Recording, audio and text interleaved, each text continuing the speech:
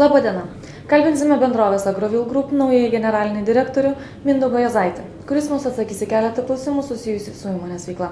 Labadiena, Mindaugai. Labadiena. Kaip žinia, gruodžio 2 dieną buvo išrinkta nauja įmonės vadovybė. Sakykit, ko tikimasi iš naujų vadovų ir kaip ši kaita siejasi su sudėtinga situacija rinkoje? Iš vadovų tikimasi, kad jie efektyviai padės įmoniai šiuo sunkiu finansiniu laikotarpiu, nes, kaip žinia, pasikeitus rinkos sąlygom ir stipriai pabrangus pinigam, mes nebegalim ir yra nenaudinga tęsti plėtrą šiai dienai, yra paprasčiausiai per brangu. Todėl privalome koncentruotis į tiesioginę mūsų veiklą, į gamybą ir efektyvinti tą veiklą. Todėl buvo padaryti tie pasikeitimai, žmonėms buvo priskirtos tos funkcijos, kurias jie gali geriausiai atlikti ir tikimės, kad būtent tie pakeitimai leis pasiekti optimalius rezultatus šiomis sąlygomis rinkos. Jūs kaip naujasis įmonės vadovas gal galite pasakyti pagrindinius punktus, kurie šiuo metu bendrovėje turėtų būti tobulinami ar galbūt pertvarkytini? Visų pirma, tai gamyba. Šiai dienai, kadangi augalininkystės programos yra uždėtos ant pauzės, kaip žinia, dėl sezoniškumo, žieminių sėja buvo padaryta ir šiai dienai su tuo darbų nėra, o pieno gamyba tai yra ta veikla, kuri reikalauja dėmesio kiekvieną dieną. Ir būtent šią sritį per ateinančius 3-4 mėnesius mes esam pasiruošę ypatingai patobulinti.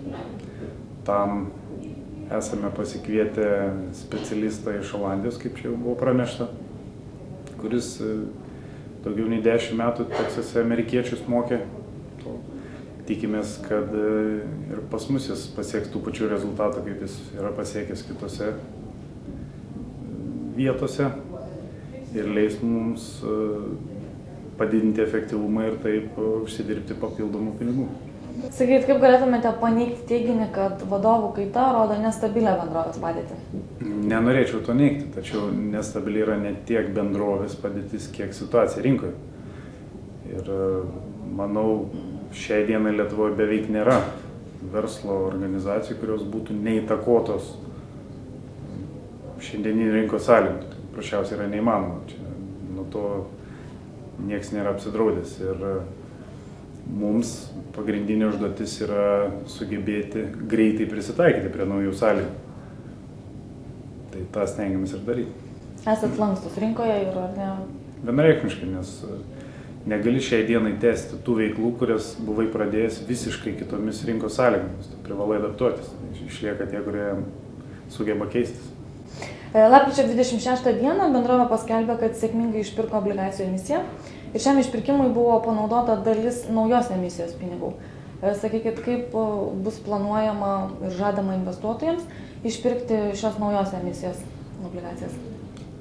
Šią emisiją išpirksime iš finansinių srautų ateinančių iš tiesioginės mūsų veiklos, tai būtent iš grūdų pardavimo. Kaip žinia, dėl sezoniškumo pagrindiniai srautai iš augalininkystės ateina metų gale. Būtent taip ir buvo suplanuota ir tuos srautus ir panaudosime. Bendrovės grynasis preliminarus rezultatas nuo faktinio skiriasi net 1,5 milijono litų ir sakykit, kas lėmė tokį pakankamai didelį neigiamą skirtumą? Vėlgi lėmė rinkos sąlygos, o jeigu tiksliau, tai vienas iš mūsų įsigijimų padarytų, tai žalba Grūduva. Įsigijant ją buvo paskaičiuotas neigiamas prestižas, vėliau kintant derliaus kainoms buvo padarytas perskaičiavimas jau rinkos kainoms naujomis ir taip atsirado tas skirtumas. Labai daug diskusijų ir klausimų kyla investuotojams susijus su investiciniu žemės fondu. Sakykit, kaip sekasi bendroviai dėrybos parduodant žemės? Dėrybos tęsiamos. Vėlgi, kaip žinia, šią sritį taipogi palėtė stipriai pasikeitusios rinkos sąlygos ir pabrangę pinigai. Investuotojai šiai dienai yra labai atsargus, daugelis iš jų yra priėmę taktiką laukti ir žiūrėti. Ir visus pagrindinius veiksmus nukelia naujiem metam, sausio-vasario mėnesiams, bent jau tokius mes atsakymus gaunam. Atsižvelgiant į tai, šiek tiek koreguojam savo veiksmus, pradedam kalbėtis ne tik su finansiniais, bet ir su strateginiais investuotojais, kurių kol kas Lietuvoje lyg ir netrūksta, yra nemažai užsieniečių norinčių ateiti ir pradėti šį verslą Lietuvoje ir jau tą darančių. Čia, kaip žinia, aktyvus labai skandinavai, vokiečiai. Tai mes esam pradėję dėrybą su jais. O kai turėsim kažkokį tik rezultatą, be abejo, iš karto pranešim. Šiandieną kaip tik žiniasklaidoje pasirodė pranešimas, kad bendrovė Agrovil Group pasirašė bendradarbiavimo sutartį su pieno industrijos lyderė Delaval. Sakykit, kokių teigiamų pokyčių bendrovė turės šios darybos? Sutartis. Tikimės, kad turės daug gerų pasiekmių, nes Delaval yra, kaip žinia, rinkos lyderė pasaulyje, ne tik įrangos pardavimuose, bet ir technologiniuose sprendimuose. Ir prieš pasirašant tą sutartį mes ganėtinai intensyviai dirbome su Delaval. Porą mėnesių jie važiavo per visus mūsų ūkius, padarė ganėtinai išsamų įvertinimą, pateikė savo pasiūlymus, ką ir kur ir kaip mes turėtume tobulinti.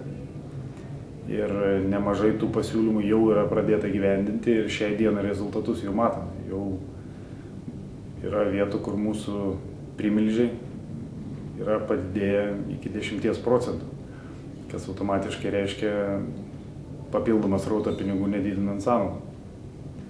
Tai tikimės tą kryptim ir toliau judėti. Na ir pabaigai norėtųsi paklausti, ar neplanuojate artimiausiu metu įsigyti bendrovės akcijų, kadangi yra normalu, nauji vadovai, kad stengiasi įsigyti įmonės akcijų ir didinti savo akcijų paketą ir tai yra nepaslaptis, kad dažnai rinkoje sukelia tam tikrą investuotojų reakciją į tai. Vienokiu kitokiu būdu akcijų kaina šokteli į viršų. Sakykit, šiuo metu jūs turit, kaip žinia, 5% ir daugiau akcijų paketo. Jo, truputėlį daugiau. Čia galiu pasakyti, kad didžioji dalis mano asmeninio turto yra būtent Agrovil akcijose. Tai buvo viena iš priežasčių, kodėl šio ganėtinai sunkiu laikotarpiu nusprendžiau šią atsakomybę prisimti. Jei atsiras galimybė ir turėsi laisvų lėšų, manau, tą padarysi šiai dienai. Kaip žinia, laisvų lėšų pas visus trūksta. Tai būtent šią minutę neperku, bet tikrai neatsisakau to daryti ateityje. Kągi, ačiū Jums už pokalbį ir paskirtą laiką.